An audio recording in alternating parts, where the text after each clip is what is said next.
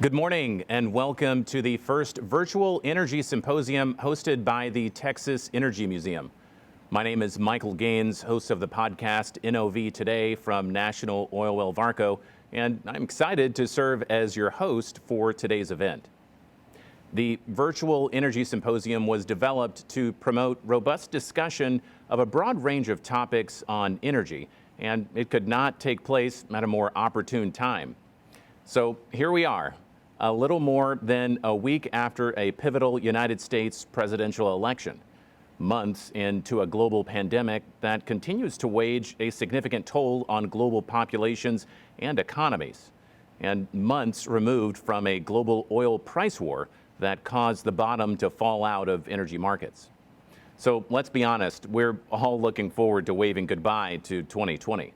But now it is more important than ever for us to understand the recent events that will have lasting impacts on our industry and our livelihoods. Joining us today are three experts who will present and discuss today on a variety of topics. They are Dr. Ken Medlock, who serves as the James A. Baker III and Susan G. Baker Fellow in Energy and Resource Economics at the Baker Institute of Rice University. Ashley Rich Stevenson, the Vice President and National Political Director, Political Affairs and Federation Relations for the United States Chamber of Commerce. And Mike Summers, Chief Executive of the American Petroleum Institute. But before we begin, I'm thrilled to share a special message with you from Senator John Cornyn. Hi, I'm Texas Senator John Cornyn. I want to start by saying howdy to all my friends at the Texas Energy Museum and welcoming you to the museum's virtual Energy Symposium. As a longtime powerhouse in the energy sector, Texas is the engine that powers the rest of our great nation, and few other places in our state, let alone the United States, are as deeply rooted in the oil and gas industry as Southeast Texas. Today, the region serves as a frontier for the industry, as crude oil and liquefied natural gas exports depart the Sabine-Neches waterway for global markets. The men and women in the industry deserve great recognition and have my deep appreciation for your work to supply our nation with essential products such as hand sanitizer and safe and sterile plastics during the ongoing COVID-19 pandemic. It's also my pleasure to address today's forum, which serves as a platform to promote robust and substantive discussion of energy topics among industry leaders and experts. I'm so proud of all the work the Texas Energy Museum does to make sure people know how critical this industry is to our culture, heritage, and economy. And of course, we couldn't have a Texas Energy Museum without your generous support, and Texas thanks you. Thank you for letting me join you virtually today, and enjoy the rest of your symposium. We would like to thank Senator Cornyn for his many years of service fighting for the oil and gas industry in Washington, D.C., and we look forward to partnering with Senator Cornyn on many initiatives in the future. Now, it is my pleasure to introduce Dr. Ken Medlock to you all. Dr. Medlock also serves as the Senior Director for the Center for Energy Studies, the Director of the Masters of Energy Economics program and Adjunct Professor in the Department of Economics at the Department of Civil and Environmental Engineering, and the Chair of the Faculty Advisory Board at the Energy and Environmental Initiative at Rice University. He is a distinguished fellow at the Institute of Energy Economics, Japan, and holds a fellowship at King Abdullah Petroleum Studies and Research Center. In short, Dr. Medlock is very busy and very accomplished. So, Dr. Medlock, thank you for joining us today. Pleasure to be here, Michael. So, Dr. Medlock, help us set the table here so we're all on the same footing. You co-authored a report titled Price War and Pandemic, the Oil Market Reaction in April 2020. Could you discuss the themes of the report and, more specifically, what was the devastating effect the pandemic had on global energy markets? And maybe just as a quick follow-up, what is a price war and why did Saudi Arabia and Russia engage in one this past March? Sure. So as we rolled into 2020, you have to sort of think back to where the market was. I mean, at the beginning of January, we were in the mid 60s in terms of the price at WTI. And, there were some warning signs on the horizon about oversupply versus demand, about the financial health in certain parts of the sector. But nobody anticipated what ensued as we rolled into February and March. In particular, we saw demand begin to erode because of the shutdowns that occurred first in China and then ultimately transmitted to the rest of the world. People staying at home, not getting in their cars, not flying, industrial activities being ramped back. I mean, this is a demand shock on a scale that we've never seen before. And so that led to very quickly an oversupply condition. And the rift, if you will, between Saudi Arabia and Russia in the OPEC Plus meetings only contributed to that. So we saw in March during those meetings a disagreement emerge where Saudi Arabia actually went into those meetings anticipating a cut in production on the order of 1.5 million barrels a day. As it turns out, that wouldn't have been enough anyway. But instead of cutting production, they actually departed from that meeting with a promise to increase it, and indeed did. As a result of that, coupled with the decline in demand, we very quickly saw a massive oversupply condition emerge that taxed inventory capacity very quickly. And as a result of that price war plus the demand reduction due to the pandemic, we sort of had this perfect storm where we ended up, as we saw the May contract settle in late April and in negative, pretty close to negative territory, right? It dove down to minus 37 the day before close and then closed at 12. So that was a place we'd never been in before. And it sort of sent shockwaves around the world. And I think a lot of folks are still recovering from that, to be honest with you. But make no mistake, all of this is really driven by the pandemic. The price war certainly contributed, but without a doubt, on the order of 20 million barrels a day of reduction in capacity in the short term back in the spring and early summer, that's a demand shock we've never seen and hopefully never see again, because quite frankly, it was devastating, not just for the oil and gas industry, but the overall effects of the pandemic have been devastating for economies around the world. Well, I agree with you. I hope we don't ever see that again. So as noted in the report, the United States used to be one of the largest importers of oil. So, of course, we have since shifted to become the largest producer and consumer of oil and gas. So has that shift contributed to maybe somewhat of an identity crisis of sorts? And if so, like what is our role in the global energy marketplace? Well, the U.S. is still one of the largest consumers of oil and gas, but it is also, as you know, one of the largest producer.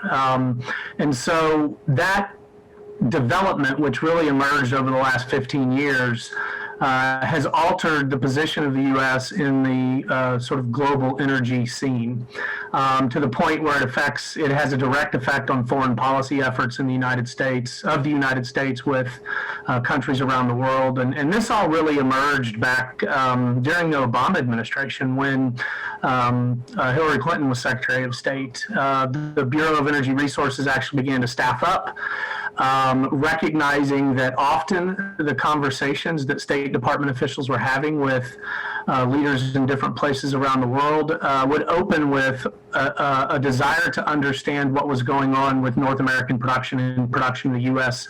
around shale in particular. And it even led to language that emerged on the State Department Bureau of Energy Resources website that declared the U.S. to be an energy superpower. So when you take all that on board, you realize very quickly that the United States today looks very different in the oil and gas scene than it did, say, in the oil crisis periods of the 70s and 80s. So, yes, the world is very different, and the U.S. is at the epicenter of that with regard to oil and gas. And it has had dramatic effects on foreign policy, on economic systems, on international trade, a whole host of issues that sort of fall from that.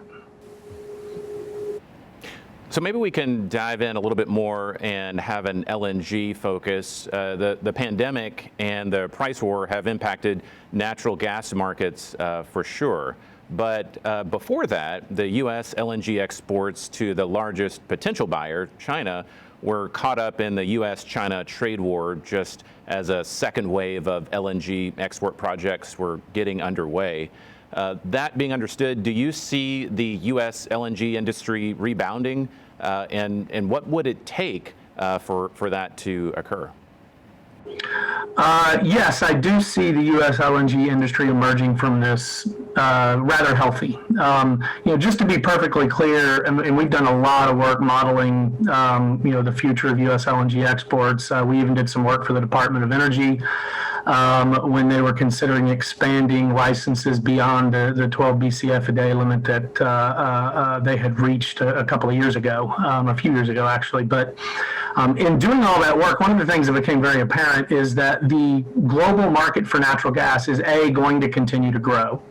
But B, there are lots of different sources of supply that can compete into that market. And the U.S. is well situated and actually very attractive in that competition because there's not a national champion. So there's not a national oil company that sort of dictates terms and determines what sorts of deals ultimately are done. It really is a set of disparate commercial actors that are seeking the highest possible rates of return, and that lends some stability, if you will, to buyers overseas with regard to the ability to access supply. So the U.S. is a very attractive partner in the LNG space. Now, what's been going on with China has certainly created some concern. Now, the pandemic, without a doubt, has been the largest single driver of what we've seen with regard to LNG exports from the U.S., but as we move forward and as the LNG market deepens, which it is doing, there are more suppliers, there are more demanders, more potential as a result of that for trades to occur.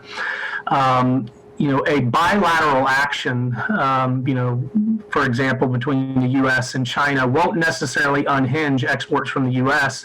because it will ultimately create swap opportunities for U.S. cargoes to go to places like India or ASEAN regions in Southeast Asia. So there's a lot of opportunity there. The European Union is still a destination, particularly as you get farther into sort of Central Europe for U.S. LNG.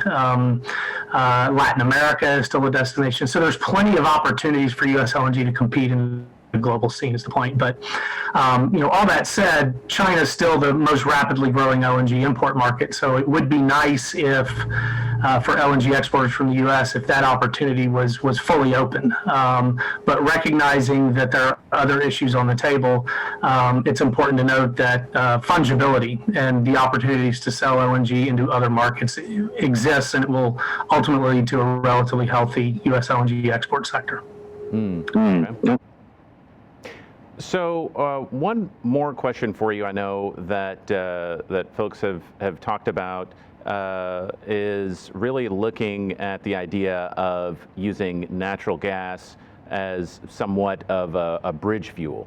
So that's not necessarily a new concept. It's something that's of course been talked about in recent days. Could you explain what that means, what that concept means, and what role does it play in the environment, especially as we look at scenarios where it helps countries move away, potentially help countries move away from coal power or from coal for power generation? So what does that look like when we're talking about a bridge fuel in those areas? So when people use the term bridge fuel, they're really just talking about a bridge to a future that has got a lower carbon intensity. So natural gas is the simplest of the hydrocarbons in terms of one carbon, four hydrogen. So that basically means upon combustion, you get less CO2 emissions for every unit of energy delivered from natural gas than you do from longer chain hydrocarbons like oil and coal.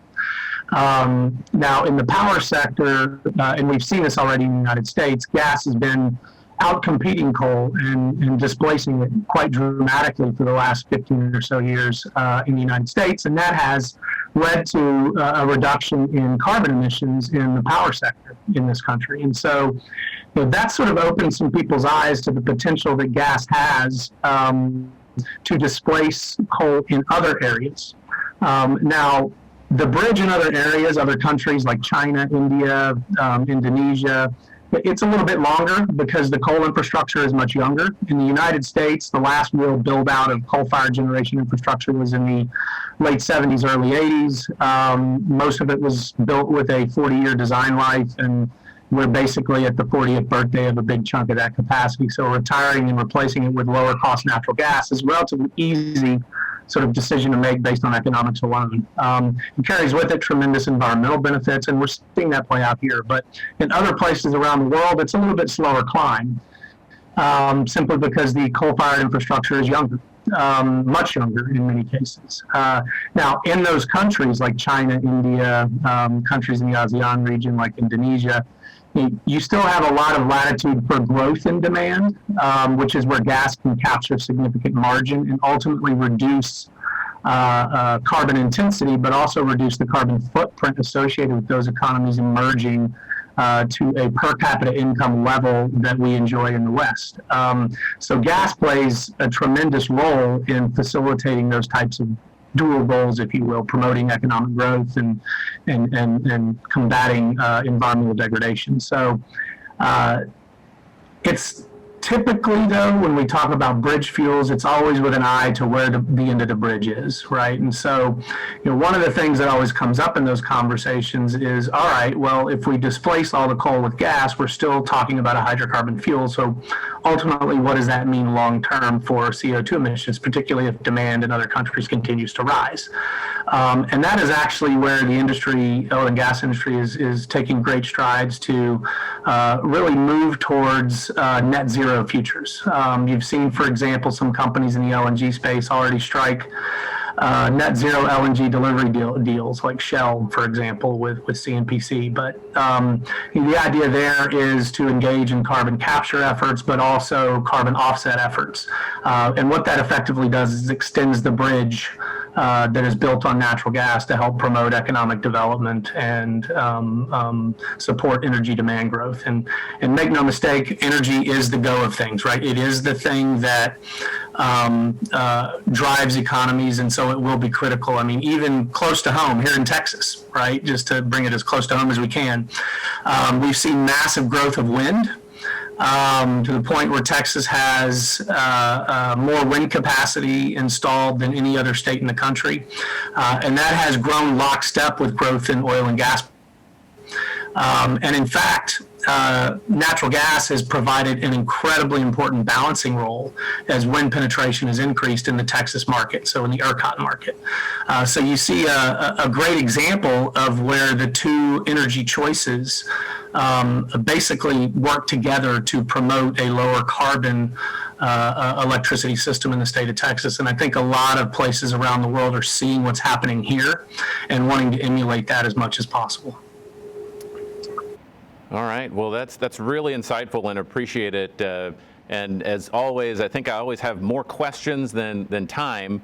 So I certainly appreciate the time that you've been able to spend with us, giving us some insight into things that have been happening locally, of course, nationally and globally through the lens. So, Dr. Medlock, appreciate your insights, and always a pleasure to learn from you.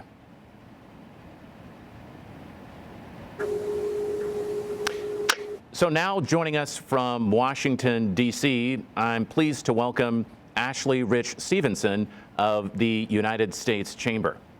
Ashley leads the Chamber's voter education program, which includes directing the endorsement process on behalf of pro-business candidates for federal office and guiding the Chamber's independent expenditure effort. Ashley is a nationally respected and highly experienced strategist and pollster with expertise working on high-level candidate campaigns with independent expenditures and on behalf of public affairs and corporate interests.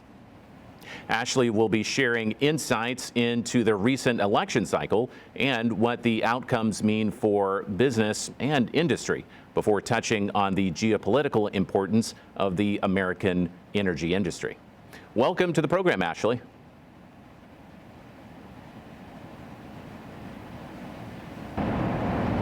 Today's virtual Energy Symposium. I'm really delighted to be with all of you, albeit virtually, but thankful for your time today. All right. To get started, oh, I'm sorry, Michael. Please go right ahead. I have a presentation deck today to share with the audience, so I am going to set this up so I can share my screen here.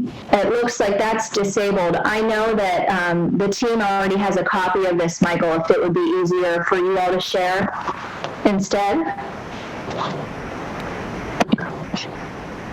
Okay, yeah, we're going to see if we can get that for you. While we do, is there any additional insight or background that we can be thinking about as we get into your presentation today? Election was just last week on November 3rd. We're a week and 2 days out. Admittedly, it already feels like a lifetime, and what I always enjoy the most in an election year is to begin to unpack sort of the post-election analysis, looking at what happened and where did it meet our expectations and what was predicted by, of course, the public pollsters and the political forecasters, and always the surprises, I think, are the most interesting for those of us who engage politically, and then what will it ultimately mean for respect of the business community, the oil and gas community, and everybody that the U.S. Chamber works to represent very aggressively. So the slides I'm going to share here shortly do just give a recap, and it looks like I now have control that I can do this. Yes. Excellent. Of what happened last week, the balance of power, what this may mean moving ahead for business and industry, and then I think we should have time for a couple of questions as well. So if that looks right, Michael, we will get going. Yes, I believe so. Please, the floor is yours. So the U.S. Chamber in our 108-year history does not engage in presidential politics. We do comment if it makes sense on behalf of our members, particularly related to public policy, if it's something we support or are not necessarily in favor of. But of course, it always matters what's happening in the presidential contest in the political environment overall. Our top focus politically in 2020 was to maintain what we call a pro-business majority in the U.S. Senate. We believe that this was necessary for a lot of reasons, certainly including our efforts working in the energy space specifically. So just a quick recap of what happened after last Tuesday night. Through today, we see the current balance of power is 50 Republicans in the U.S. Senate, 48 Democrats. This does include 2 senators who caucus with Democrats that are technically independents, and there are still 2 open seats. Now, what was really interesting heading into last week was this assumption that there was a likely chance, some were saying 50% or greater, that the Senate was going to flip to have more Democrats than Republicans. The previous majority was 53 to 47, so we ran a very aggressive effort from the U.S. Chamber, from our political arm, and then separate from that, we have an issue advocacy arm to communicate with constituents in those states about issues that matter to the business community. Specifically here, you see Senator Joni Ernst. The last flight of advertising we ran for her over 10 days in October, and I should say this was the second most expensive U.S. Senate race in the country. We ran some advertisement thanking her for standing up against the Green New Deal. We saw that as a carve-out opportunity for the U.S. Chamber on behalf of the business community to be supportive of the senator and the work that she has done to stand up against that legislation that we don't think would be very good for a lot of reasons for the business community. So we've been pleased with the results of last week, seeing Senator Ernst get across the finish line. Of course, your Senator, Senator Cornyn in the great state of Texas, Senator Susan Collins up in Maine, Senator Tillis, it was announced this week he won, and yesterday, Senator Dan Sullivan, he was one of the outstanding races up in Alaska. That got finalized. So we're now looking down at two big runoffs that are set for January 5th, 2021. My joke in giving these briefings and speeches over the last year is there is a real chance the balance of power could come down to Georgia and potentially two runoffs, which we now have. It had been a bit of a joke for a while, but that has crystallized into reality. That said, it means a lot went really right for the business community on election night when it came to these Senate races. So we are aggressively shifting our focus to Georgia. The U.S. Chamber does support both Senators Perdue and Loeffler and hope to see them successful in about, I believe it's 57 days. So a lot going to happen between now and then in the state of Georgia. If both of these senators win, the balance of power will shift up to 52 Republican, 48 Democrat. That is the goal that we are achieving and going to work aggressively to hopefully play a very strong role in, and are looking forward to all that's coming in that race. I'll conclude this slide by saying we will see a bit of a replication in Georgia with the early and absentee voting that happened across the country, as we all know, as a result of the coronavirus pandemic. You can already request your absentee ballot for these runoff races. They won't be sent out until around December 1st, but because of the result of COVID-19, playing in federal politics and state legislative politics, as you all know very well in Texas, as you had changes to your own laws to vote early and through absentee, this is a big calculation and important part to take into any consideration of your own program for success. So moving on from the Senate races to take a look at the balance of power in the U.S. House. Prior to the election, there were 232 Democrats in the House, 197 Republicans. Post-election, and this is through this morning, this is being updated, frankly, in real time because we still have 15 outstanding races that haven't been called. The new balance of power is 218 Democrats, 202 Republicans, and for the purposes of today, we've listed out those 15 U.S. House seats that have yet to be called. Those that are in red right now look like it's an advantage for the Republican candidate. Those in blue are an advantage for the Democrat.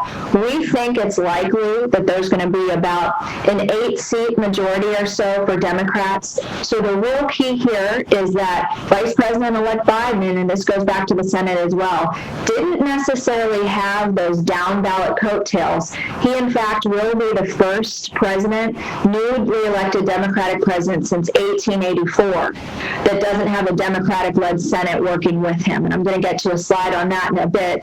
But that could perhaps have some serious ramifications, not only for the progressive wing of the agenda, but just the ability and the necessity to negotiate immediately to start to get things done. So we are closely following the rest of these House races and look forward to see what the ultimate balance of power is. But a single seat majority is going to be very interesting to watch. And again, I think that the key takeaway here, and this is critical for your own state, where in Texas there was an expectation and a lot of political posturing that Democrats were expected to pick up more seats. We know that in 2018, Democrats did have a bit of a more successful set of results from a federal perspective and a number of House seats that did flip, particularly in the suburbs. And lastly, at the federal level in Texas, all eyes was on turnout. And as you all know, or likely do know, prior to Election Day, Texas surpassed total 2016 turnout by more than 110%. So voters in Texas did participate early and take advantage of that.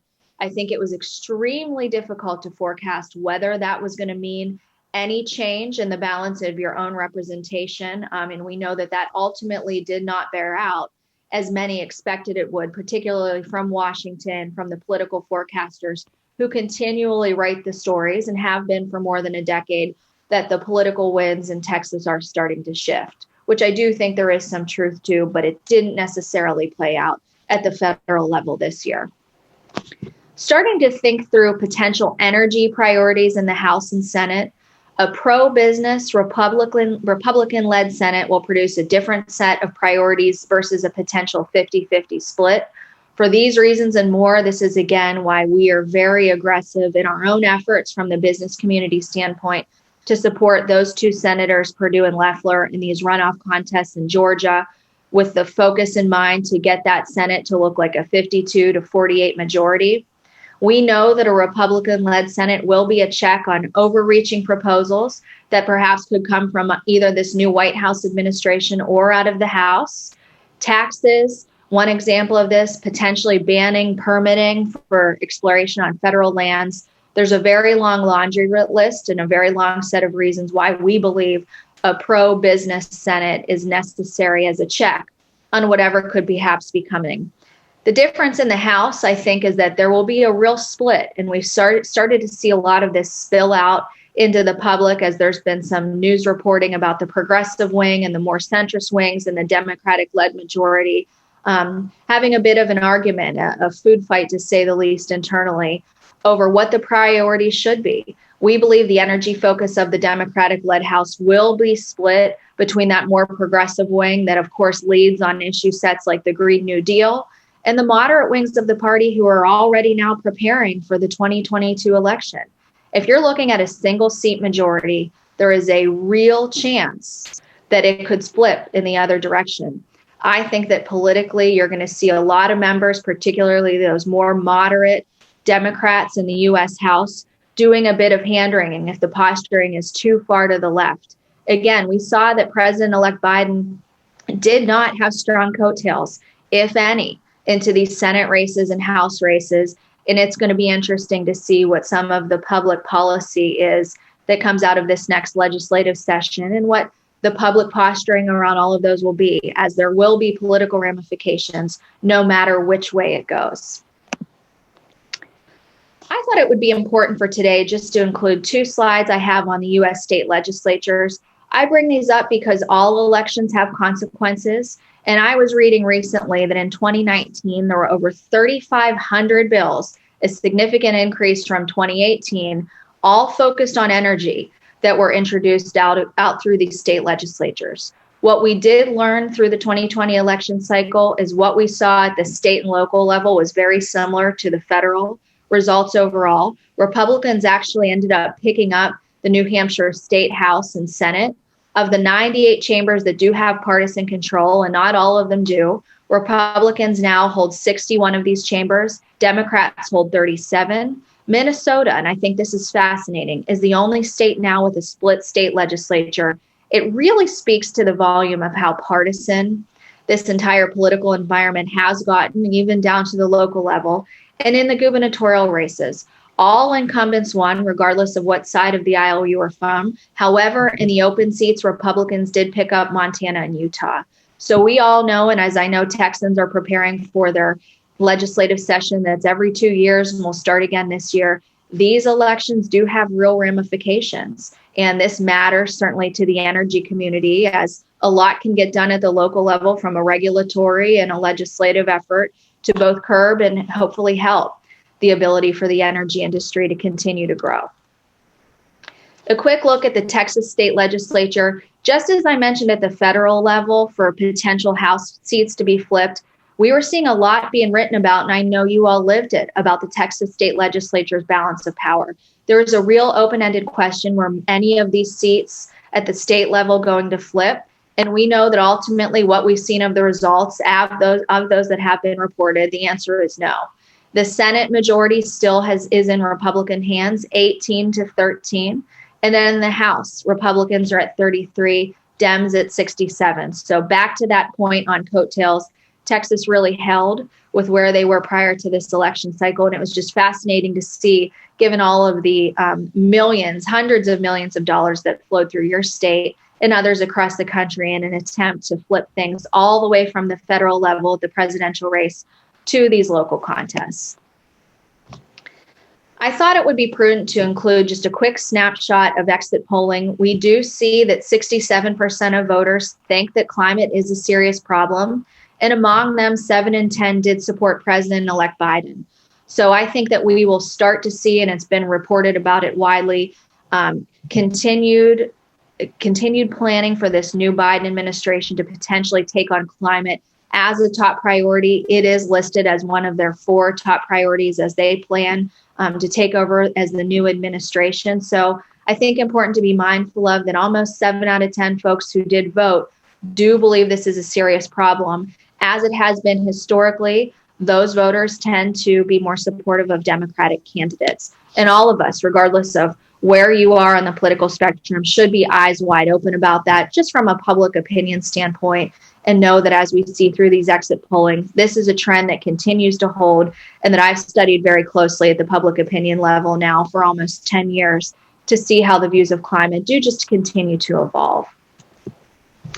Expectations of a Biden administration. I pulled a quote from a piece that came from the Washington Post this week. The president of the U.S. Chamber's Global Energy Institute, Marty Durbin, said he thinks there's likely to be a difference between what the campaign proposal was and what we see in legislation. And just in preparing for whether this administration is going to be like a Senator Biden was or the 2020 candidate Biden, everybody is waiting and watching closely. There was an excellent article out yesterday in the Washington Post that detailed what a number of factions are doing across the spectrum. Former Mayor Mike Bloomberg, published a big piece about taking immediate action on climate.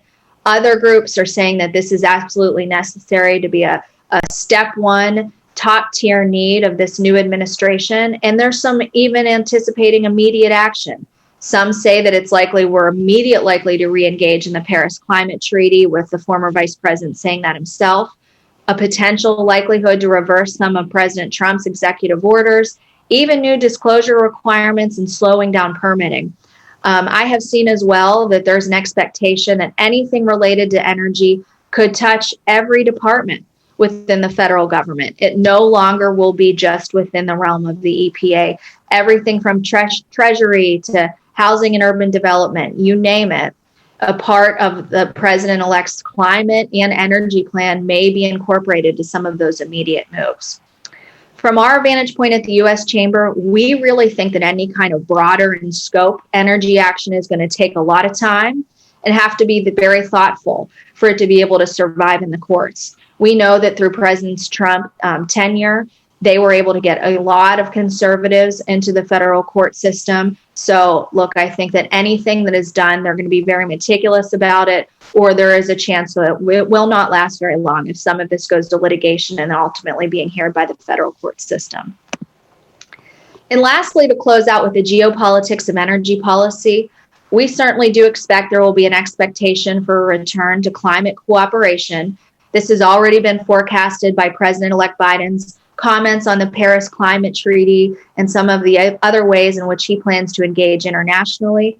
And looking right to the UN climate talks already set for November 2021 in Glasgow, the expectation is that the United States will need to get moving now, immediately, for the new president-elect to be able to go into those discussions with some sort of tangible evidence of the steps that the U.S. will be taking moving ahead, and to be able to talk to some of those international colleagues and world leaders to get on the same page to do the same. We know that these kind of major efforts certainly take time, particularly when government is involved, and we expect some movement quickly because of those talks set next year, a year from now. Corporate commitments to investment will accelerate. We would expect that because of the change in the administration, this is something that many suspect will begin to happen fairly quickly. And of course, U.S. climate activists are already mobilizing post-2020. I should say post-November 3rd, 2020, as a result of the outcome. Climate activists have been very loud and aggressive. They are saying that the president's first 100 days in office and everything he immediately starts to announce will give a very clear indication of whether he will be, like, back to my previous point, former Senator Biden or more like the candidate Biden that we saw through the last 18 months. The progressive plans will run counter to support for continuing to exporting our oil and gas resources. I think that's no surprise probably for most of you on the call. And when travel returns, whether that's because we've gotten around the coronavirus or there's a vaccination, there is a chance that production may ultimately affect costs, just because we haven't been as aggressive lately with oil and gas production and exploration, and with travel significantly being down. So obviously there is a lot to start to think through and unpack. This is a very, very high level presentation. and just really thankful for your time and happy to answer any questions if there is time available for that. Well, thank you, Ashley. That was insightful presentation, and appreciate you taking the time to do that. So maybe you wanted to dive in and expound on a comment you made earlier. You talked about the Biden administration. So wanted to know what, based on your perspective and research, what would be some of the main issues that a Biden administration would focus on? I know we certainly talked energy for sure. Are there others that come to mind, or that you're focused on? That's a great question, Michael. And there's actually a website that they've released called Building Back Better, being the president-elect's campaign team. And it's as part of the transition, where on the homepage of that, they list the 4 top priorities: COVID-19, that's no surprise; economic relief, climate change, and racial injustice. So it appears now, based on everything that we're seeing as being forecasted publicly, those are going to be the top 4 immediate priorities. So we know that there are certainly large impacts when we look at the oil and gas industry and their role. Do you see issues associated with the oil and gas industry making that priority list? I know we alluded to that, and if so, how do you see that manifesting itself? That's a great question, Michael. It's a tough one to answer, because I think everybody's looking to start to see even who some of these sub-cabinet nominations ultimately will be, or the names that are floated for those. I think it comes back to that watch and wait point. Is this administration going to be more like Senator Biden was when he was serving in the U.S. Senate, or the candidate in the last few years? And that will give us a really good, clear indication of, I think, how far to the left they plan to go. And of course, there's a great deal of political capital being put against the president-elect from the progressive wing of the party. That said, I believe, looking at this through a political lens, it's very clear and evident that there was not a lot of coattails through this election cycle. And when you have a single-digit majority in the U.S. House, and what I hope is going to be a 52 to 48 seat advantage in the U.S. Senate, the ability to go too far in any way that will have direct negative ramifications for the energy industry as a whole, particularly oil and gas, is going to be something that this administration is going to have to look very closely at, because those elections, for better or for worse, will be off and running before we know it. So let's focus in on those first critical 100 days in office. What would President-elect Biden's first 100 days look like in your perspective?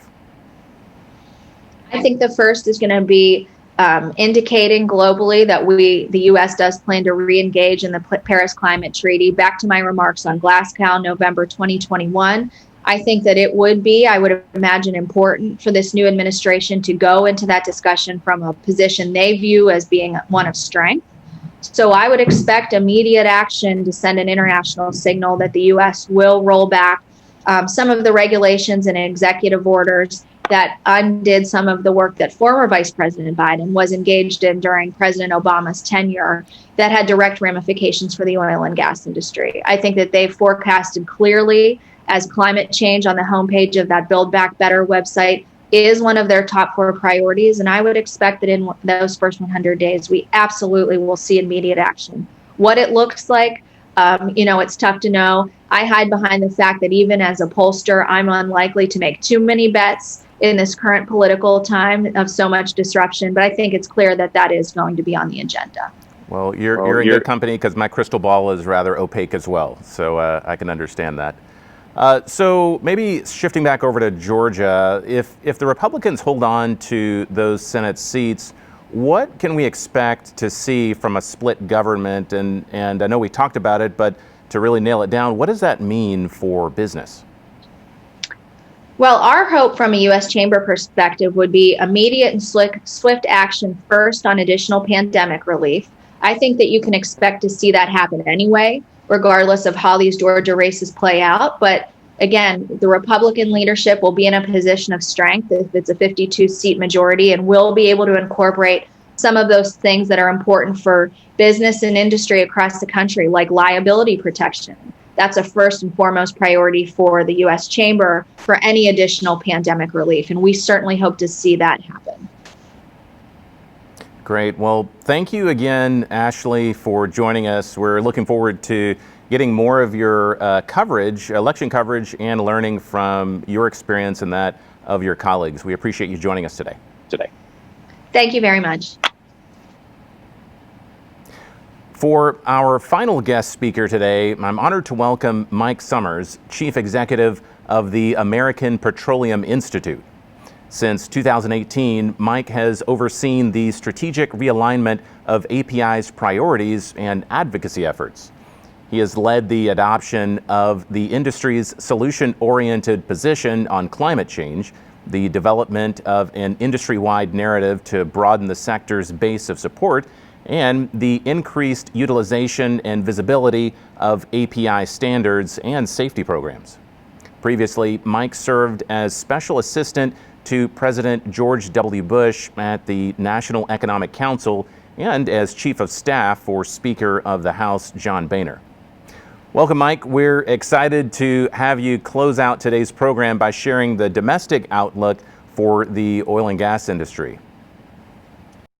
Thank you, Michael, and thank you to the Texas Energy Museum for hosting this event and to the museum's supporters, many of whom are valued API members, for making today's event possible, of course. And I want to thank all the other participants in today's event.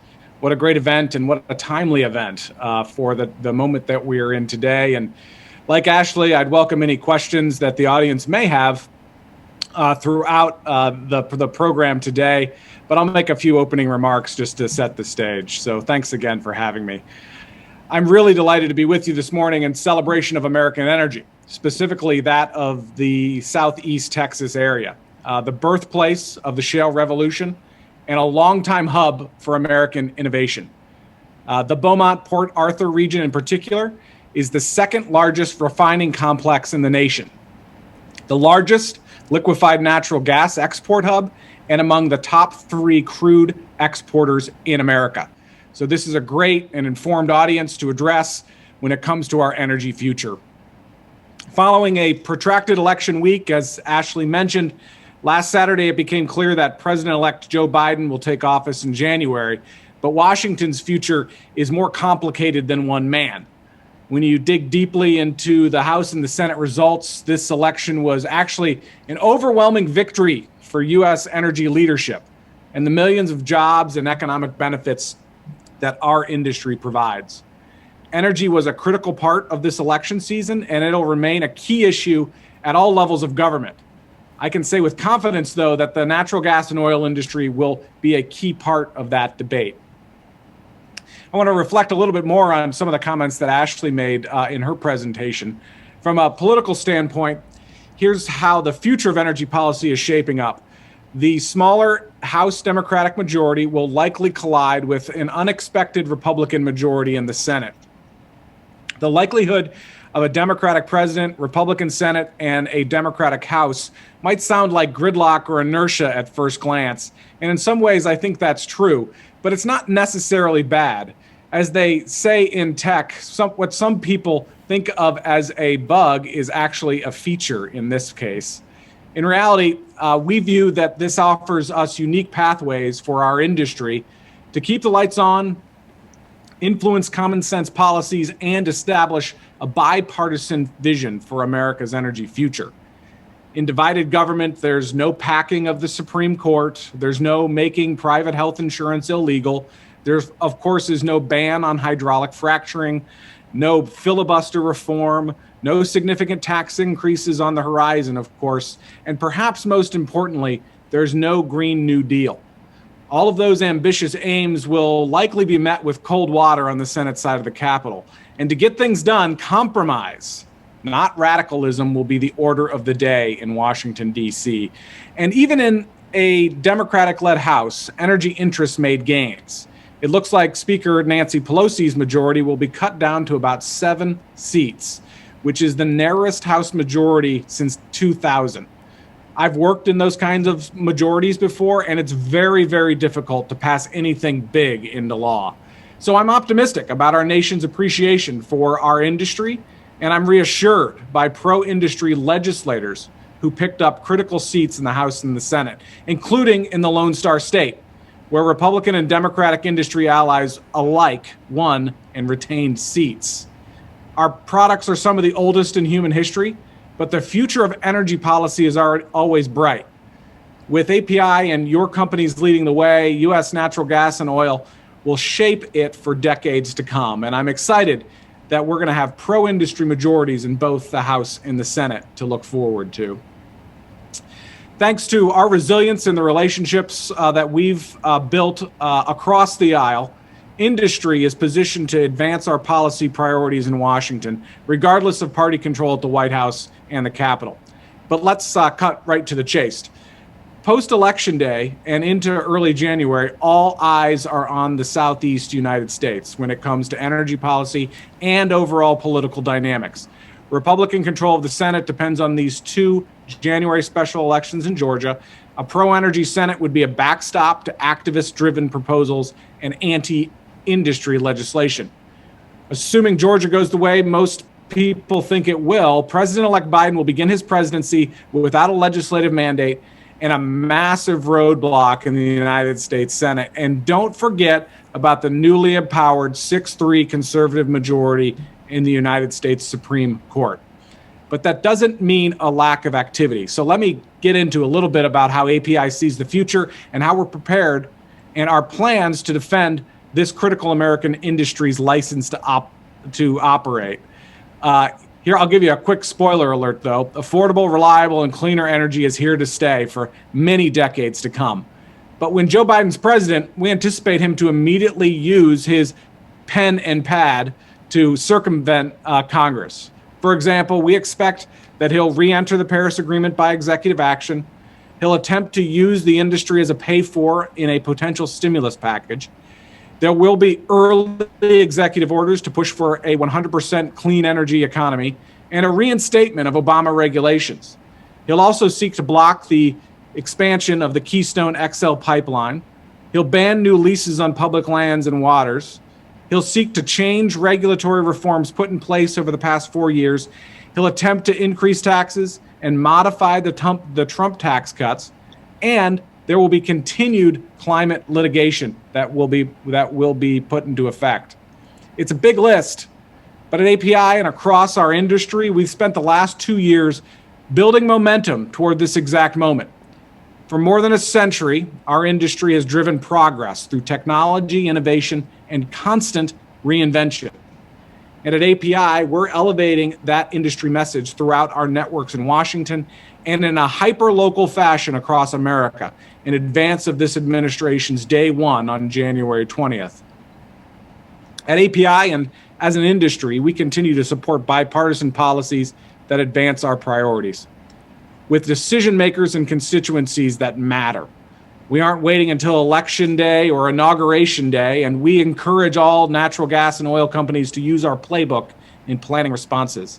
We're already reaching out to the Biden transition team along with other trade associations in our field, highlighting the shared values that we have and plans to partner with the incoming administration.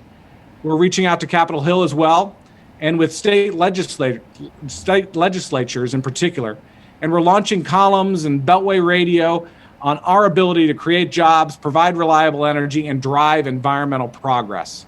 We're mobilizing local leaders in congressional districts to make their views known to the Biden transition team, rejecting a federal leasing ban, supporting natural gas and oil infrastructure, and keeping a level playing field for fuels. As the lame duck session kicks off, we'll be educating new members of Congress and engaging with allies to stress our industry's commitment to affordable, reliable, and cleaner energy. Before and after a new Congress is sworn in on January 4th, we'll have a strong presence with earned and digital media pushes to Capitol Hill, reinforcing the industry's work to support American jobs and strengthen national security and drive the economic recovery. With the theme of building the future, API's annual agenda-setting State of American Energy event will be January 13th, a week before Inauguration Day. It'll provide a virtual platform for thousands of Beltway influencers and motivated voters to capture the industry's priorities and outlook. Leading up to Inauguration Day, we'll highlight the impacts of policies like a federal leasing ban or efforts to limit natural gas use. All of these activities are designed to shape and win the daily policy debate during President-elect Biden's first 100 days in office. And we'll hit the ground running on day one using lobbying, communication, and legal tactics. Through the press and through other key channels, API will aggressively counter harmful executive actions to potentially ban federal leasing and development, limit permits for pipeline projects, or reverse regulatory reforms. We'll release studies showing the granular and harmful economic impacts of key policies on production states like Colorado, Ohio, Pennsylvania, and the great state of Texas. And we'll highlight those studies in meetings with members of Congress and their staffs. So in short, we've upped our game at API and across the industry to shape energy policy. We've prepared for this very moment and this governing landscape, partnering with other trade associations, releasing new analysis, deepening our media relationships, and directly engaging with decision makers at the state level in Congress and on the Biden transition team. Given the upcoming administration's policy preferences and energy plan, it's worth noting that we're also in a much better spot than we would have been without the industry's hard work on climate. This industry avoided any discussion of climate change not long ago, but over the last year, the leaders from across the industry who make up API's board of directors approved our climate position principles and a board-level committee to establish credibility and to arm our allies in Congress to help shape legislation in our favor. Now, many companies aren't waiting on the government to set their own benchmarks. And at API, establishing a formal climate position gave us a seat at the table and the opportunity to inform the debate. We vocally supported CCUS legislation and encouraged Republicans to do the same. From Beaumont and elsewhere, we're exporting carbon dioxide, reducing natural gas all over the world. We're using data to innovate and capture even more carbon from the atmosphere. And I'll note that the United States leads the world in emissions reductions. But we aren't stopping there, and we've expanded the foundation and made our positions known. And we've made progress on many fronts. Over the last year, API publicly endorsed the ambitions of the Paris Climate Accord. We're collaborating to maximize climate effectiveness. 84 API member companies voluntarily joined the Environmental Partnership, working on methane solutions and sharing best practices. Our board just approved something called the API Energy Excellence Program, which provides an incentive for API members to get ahead on safety, health, and environmental progress. API also recently launched our Energy for Progress campaign, whose tagline is, "Let's create climate solutions together." And we've engaged bipartisan advisors to get insight every step of the way to broaden our base and bring moderate voters into the fold. All of these are examples of industry leadership. We didn't wait for the election or for the government to dictate solutions. We did our homework, we built relationships, we built coalitions in Congress, and we're better positioned today, especially with the Senate potentially able to block extremist, unworkable, impractical policies and nominees. At API, we recognize that we may not be able to stop every bad policy idea or cabinet appointee, but we will utilize our allies and will build new ones in the Senate and the House to moderate and shape what comes out of this administration in the service of protecting jobs and providing energy. While we disagree with President-elect Biden and Vice President-elect Harris on certain objectives, we have always planned to work with either party to implement effective campaigns that will continue to defend our industry's license to operate. It's more important than ever for this industry to stand together. We must be relentless and proactive in promoting areas where we agree rather than where we may not see eye to eye. Like the old saying goes, strength in numbers. Through the ups and downs ahead, API will collaborate with the new administration when we can, and will defend this industry's key priorities when we must. This nation needs jobs, especially now. It needs energy. President Trump knows it, Joe Biden knows it, and our allies in the Senate and the House know it as well. A strong and significant domestic natural gas and oil industry is essential to solidify our economic recovery and strengthen national security, and to secure the millions of American jobs companies in API's membership support. So I want to thank you all again, and I'm happy to take any questions that Michael, you have, or anyone in the audience has as well. Great. Well, thank you, Mike. Appreciate your perspective. And maybe we'll start out by honing in on a point you made about carbon, specifically carbon pricing. Do you see that as something that's going to be happening under a Biden administration, and does the industry support it? So, interestingly, as the climate plans have come out, many of the proposals that have come out of at least the campaign have not promoted carbon pricing as a solution to climate change.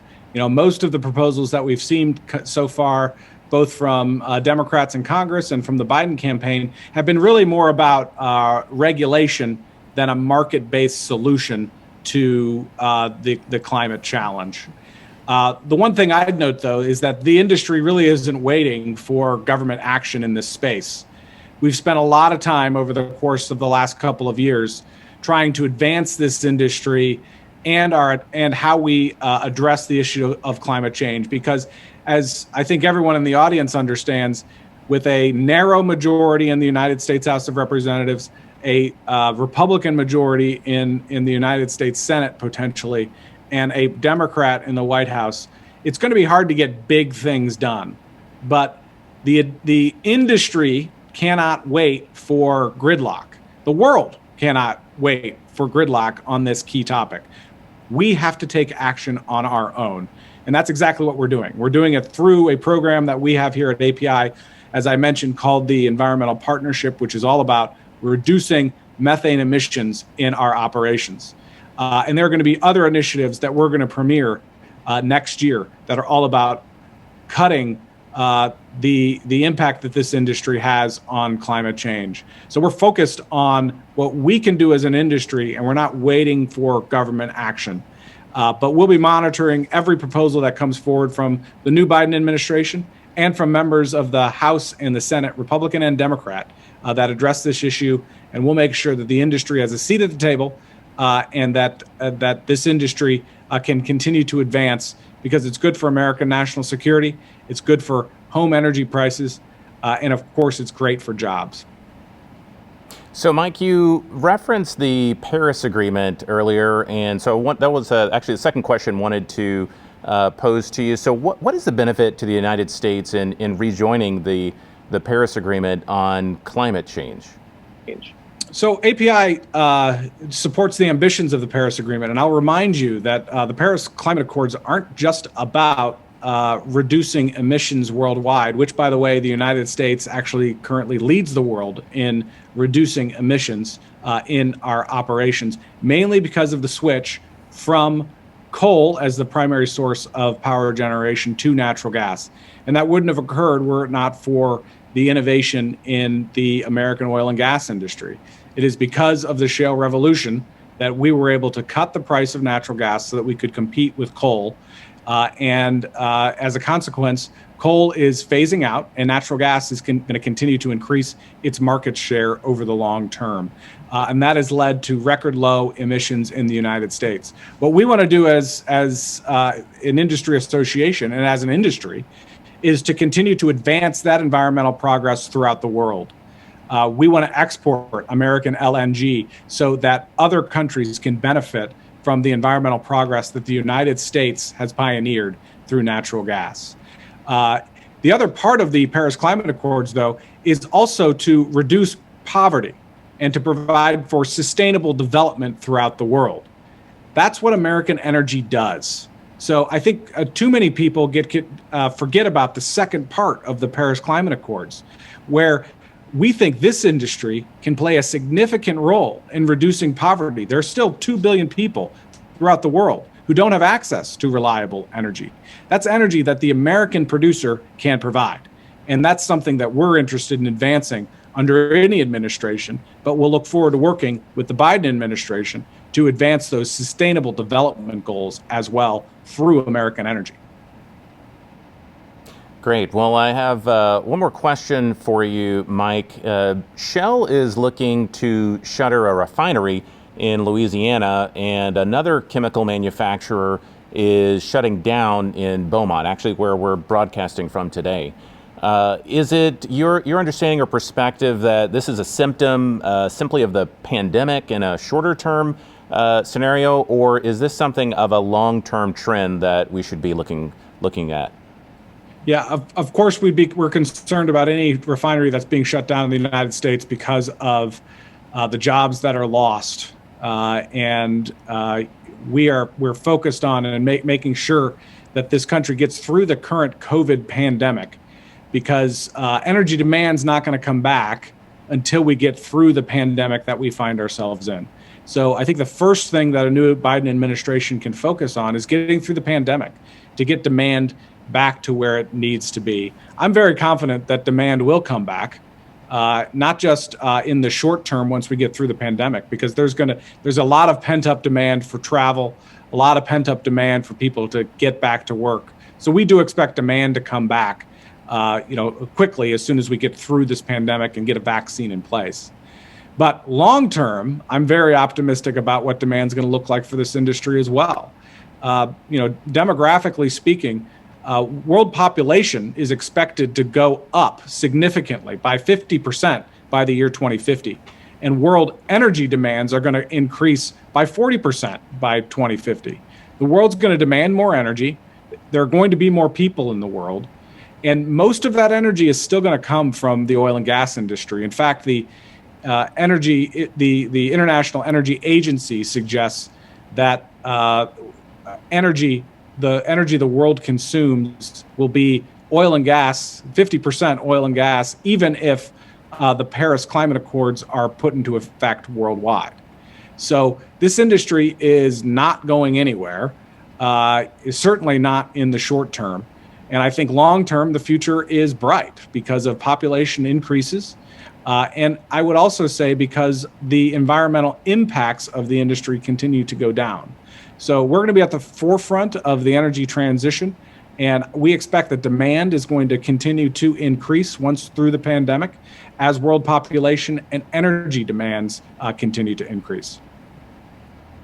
Well, great. Well, Mike, we appreciate you joining us today and sharing your perspective and insight. Certainly a great addition to today's virtual symposium. So thanks for joining us. Thanks so much, Michael. So to close out this symposium, I would like to again thank our guest speakers, Dr. Ken Medlock of Rice University, Mrs. Ashley Rich Stevenson of the U.S. Chamber, and Mr. Mike Summers of the American Petroleum Institute. The Texas Energy Museum would also like to thank its numerous sponsors for supporting its efforts, especially in these uncertain times. So please be on the lookout for information about the 2021 Texas Energy Museum blowout in the months to come. We're looking forward to hosting you in person very soon. Lastly, we would like to thank all of you, the audience and viewers, for your interest and attention today. Wishing you and yours a safe and happy holiday season, I'm Michael Gaines, looking forward to seeing you again next time. Goodbye.